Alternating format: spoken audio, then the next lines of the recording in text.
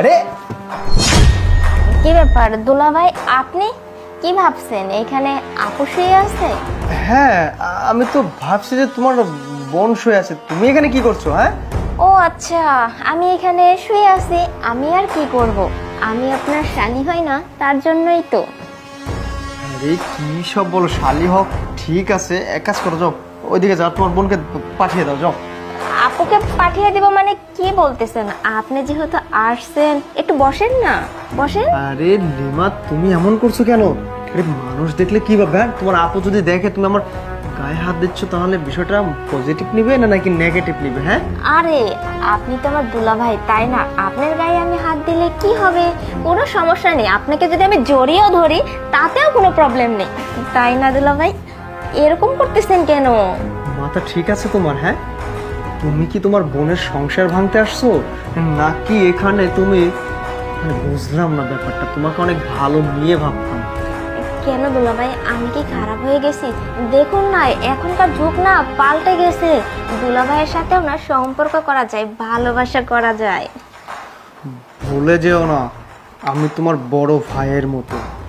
কিন্তু আর একটা কথা হবে না, যাও বের হয়ে যাও প্লিজ। আমি যাবো তো দুলা ভাই, আপনি অযথাই রেগে যাচ্ছেন। প্লিজ একটু বসেন না, চলেন না, আমরা একটু দুজনে একটু গল্প করি। আপনি তো ঠিক মতো বাসায় থাকেন না, ওই যে কাজে বাহিরে থাকেন, সময়ই পাই না আপনার সাথে একটু গল্প করার। আর আপুও তো বাসায় নেই, তাই না? বাসাটা এখন পুরো ফাঁকা আছে। এখন যা ইচ্ছে আপনি আর আমি চাইলে সব কিছু করতে পারি, কোনো প্রবলেম নেই। আসলে না, তোমাকে এবার পাবনা মেন্টালে ভর্তি করতে হবে, কারণ তোমার মধ্যে আর মাথায় কোনো ঘিলু নেই, আছে খালি শয়তানি বুদ্ধি। আরে তোমার বোন যদি একটাবার জানতে পারে তোমার সাথে আমি এই বেডে শুয়ে আছি, রোমান্স করতেছি, আমাকে কি আস্থা রাখবে? হ্যাঁ, আর আমি কি ওই টাইপের ছেলে? আমাকে কি দেখে মনে হয় যে আমি ওই যে মানে রাস্তার ছেলেদের মতো, মানে যেখানে যা পাবো তাই নিয়ে শুয়ে পড়লাম, ইয়ে করলাম? সি সি সি সি। শুনেন না, চল, বেরো। শুনুন দুলা ভাই, আমি না আপনাকে ওই যে প্রথম যেদিন দেখেছি না, সেদিন থেকেই মনে মনে একটু একটু ভালোবেসে ফেলছি। আর এখন তো আপনাকে ছাড়া না আমার কোনো কিছুই ভালো লাগে না। চলুন না একটু বসি।